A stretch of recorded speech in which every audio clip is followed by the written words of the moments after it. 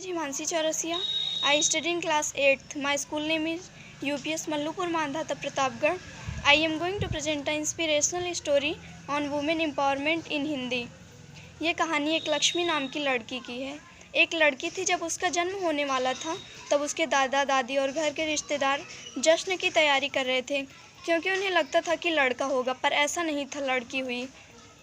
जब लोगों ने उसे देखा और उसे जिस नाम से पुकारा वो था कुलक्ष्मी।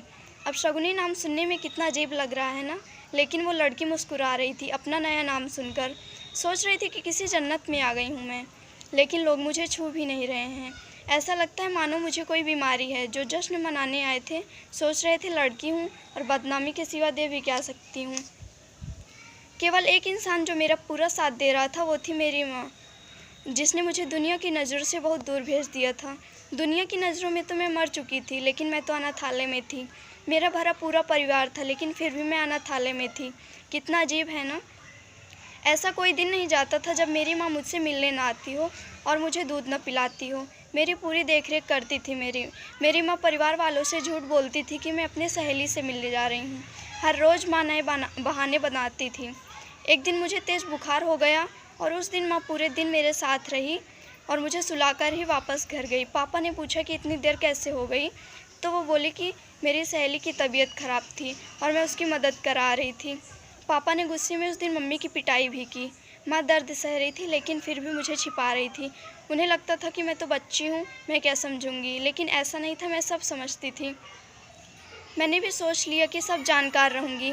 मैं मैडम के पास गई और बहुत रिक्वेस्ट करने पर उन्होंने मुझे सब कुछ बता दिया। मैंने तभी सोच लिया कि कुछ अलग करके दिखाना है। कुछ बड़ी हुई तो मैंने बॉक्सिंग क्लब ज्वाइन कर लिया। जब 18 साल की हुई तो मुझे स्टेट चैम्पियन का खिताब मिला। 2 महीने बाद मेरा एक पाकिस्तान की लड़की से नेशनल मैच था।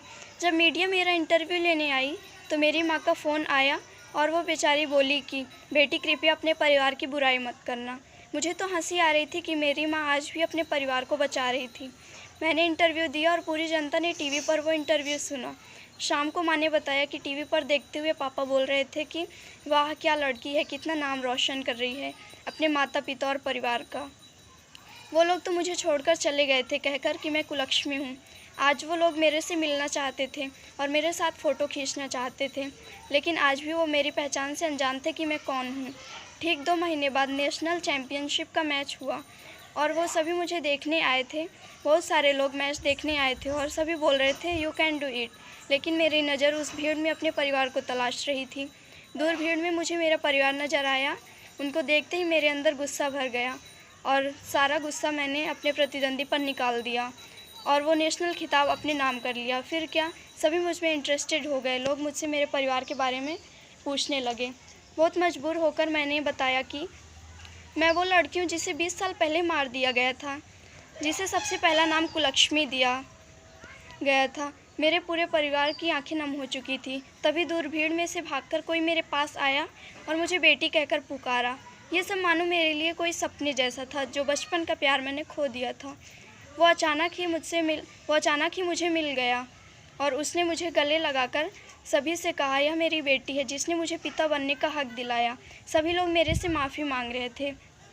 जब मैंने जन्म लिया तब मैं केवल एक लड़की थी, लेकिन आज मैं एक बेटी हूँ। अब मैं अपने आंगन की तुलसी बन चुकी हूँ, अपने घर की मुस्कान बन चुकी हूँ, मैं बेटी बन चुकी हूँ। यह कहानी थी मुझ कुलक्ष्मी की, जिसने मुझे अपने घर की लक्ष्मी बनाया। होती नहीं बेटियाँ हर किसी की चाह में, जहाँ ना सोचा हो वहाँ पहुँच जाती हैं। उस राह में जिसने उन्हें पैदा होते ही मार दिया हो, समझो उसने अपनी बदल रही किस्मत को ठुकरा दिया। Thank you.